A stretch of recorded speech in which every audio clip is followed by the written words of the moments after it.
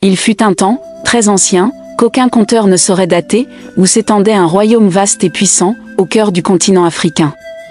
Ce royaume s'appelait Kaïmo, et il était craint et respecté dans tout le pays des vivants. Les terres de Kaïmo s'étiraient au-delà des montagnes rouges et des rivières aux eaux fumantes. Son peuple vivait dans l'ordre, sous les lois strictes des rois et des esprits.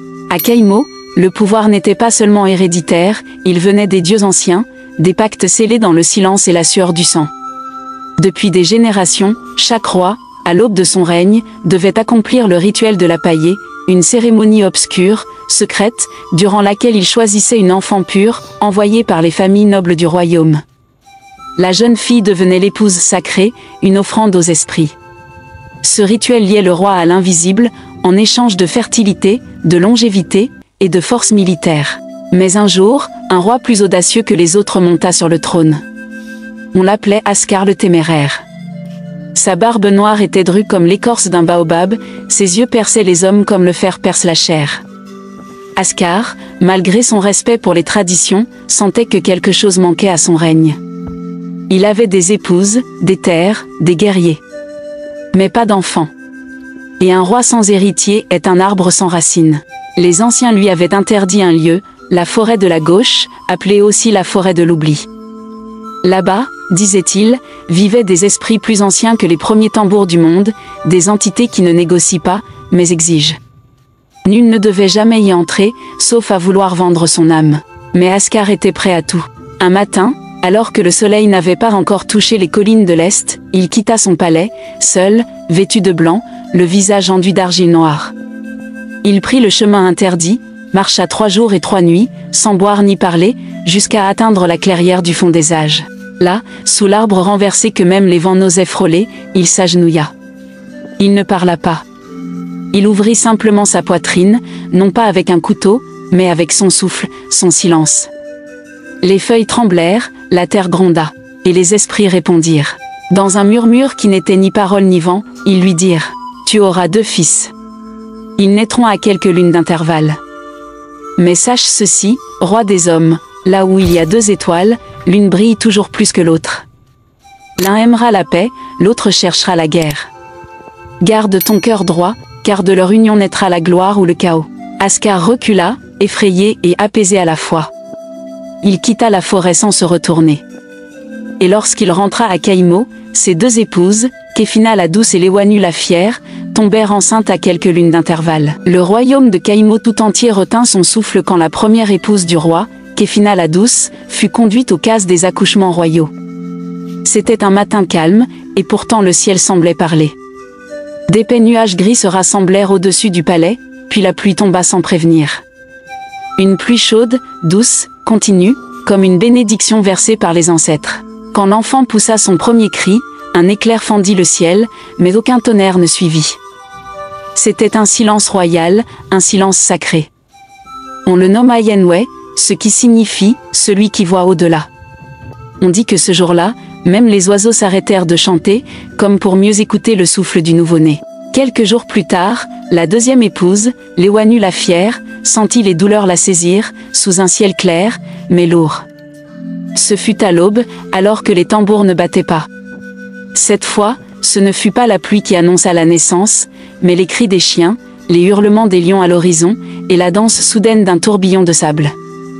Quand le second garçon sortit du ventre de sa mère, il avait les yeux ouverts, les poings fermés, et le corps bouillant. On le nomme Azano, celui que rien n'arrête. Dans tout le royaume, on parla de signes. Certains anciens y virent une double bénédiction, d'autres, un avertissement déguisé. Les 2 garçons grandirent côte à côte, nourris du même lait, baignés dans les mêmes eaux, bercés par les mêmes contes. Yenwe, l'aîné, était calme, attentif, souvent vu dans les coins sombres des bibliothèques royales. Il écoutait les vieux, recopiait des écrits anciens, dessinait les constellations, parlait peu mais retenait tout. Zano, lui, était une flamme. Dès qu'il sut marcher, il courut. Dès qu'il courut, il sauta. Dès qu'il sut sauter, il voulut grimper les palmiers et défier les crocodiles. Son corps était taillé pour le combat, et son rire sonnait comme le cri d'un guerrier heureux. Au début, ils s'aimaient. Ils jouaient ensemble, se lançaient des défis innocents, riaient dans les couloirs du palais, grimpaient sur les épaules du roi. Mais derrière les sourires d'enfants, les mères observaient. Elles savaient, car une seule couronne existait. Et dans l'ombre des soirs sans lune, la jalousie de Léoanu, la mère de Zano, s'éveillait comme un serpent dans les hautes herbes. Elle craignait que l'amour du roi pour Kefina ne favorise Yenway. Elle soufflait à l'oreille de son fils que l'esprit du guerrier était plus noble que celui du penseur. Que le peuple aime la force plus que les mots.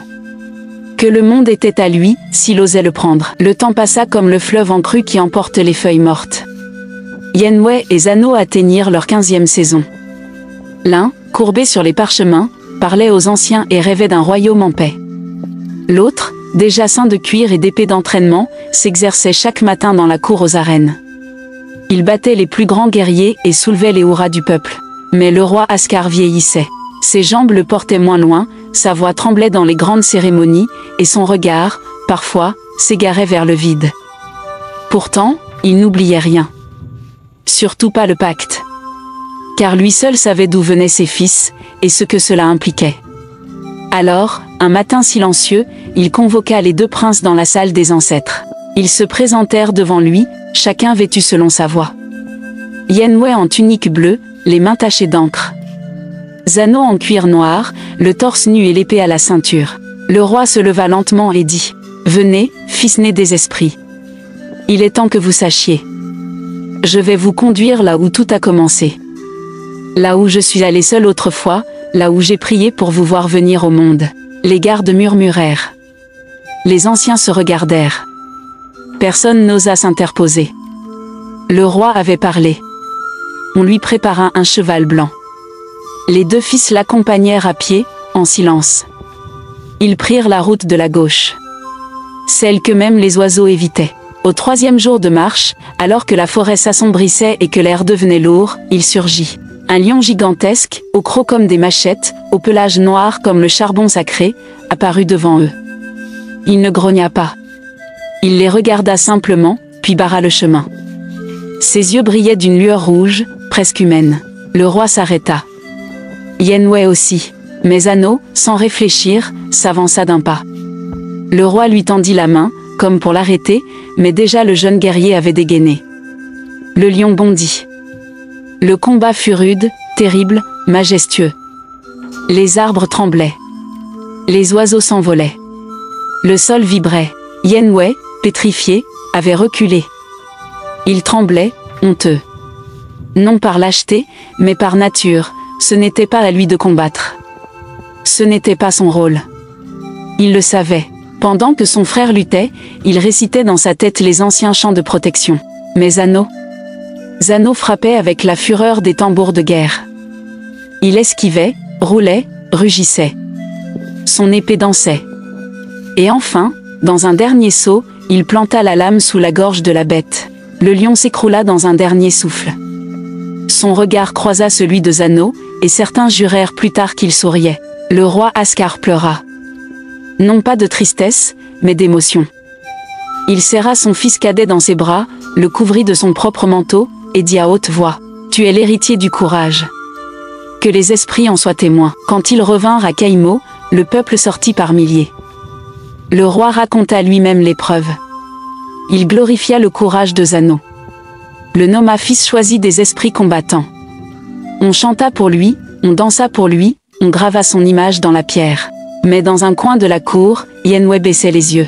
Et dans l'ombre, sa mère, Kefina, pleurait en silence. Les saisons passèrent.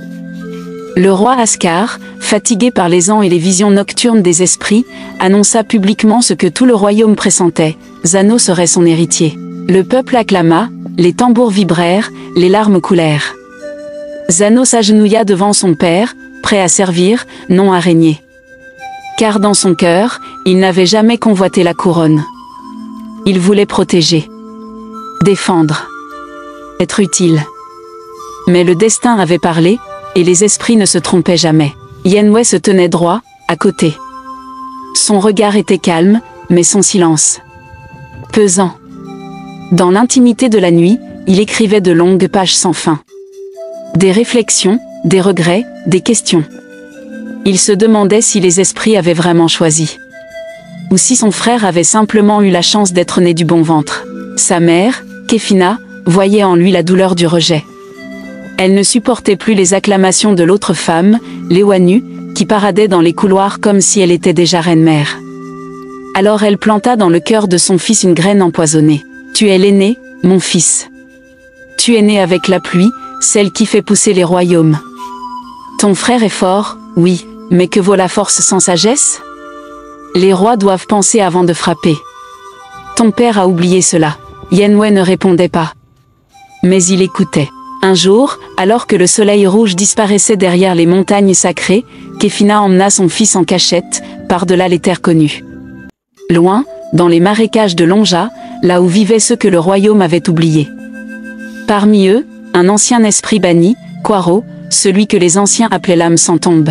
Kwaro, vêtu de crâne, les yeux blanchis par la folie ou la magie, accepta d'écouter leurs requêtes. « Je ne donne rien, grogna-t-il, mais je peux faire tomber un roi si on m'apporte un nom. » Yenwei recula.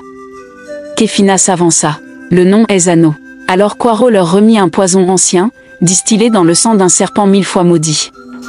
Un venin qui n'agissait pas en hurlant, mais en murmurant.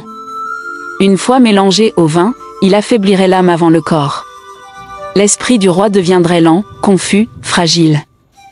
Puis, un jour, il tomberait, comme une feuille fatiguée. Ce jour arriva. La cérémonie du couronnement fut la plus belle que le royaume ait connue. Zano, vêtu d'or et de pourpre, marchait sous les bénédictions. Tous les royaumes voisins étaient présents. Les musiciens jouaient, les enfants dansaient, les anciens pleuraient. On lui tendit la coupe sacrée, symbole de pouvoir, remplie de vin rouge comme le crépuscule.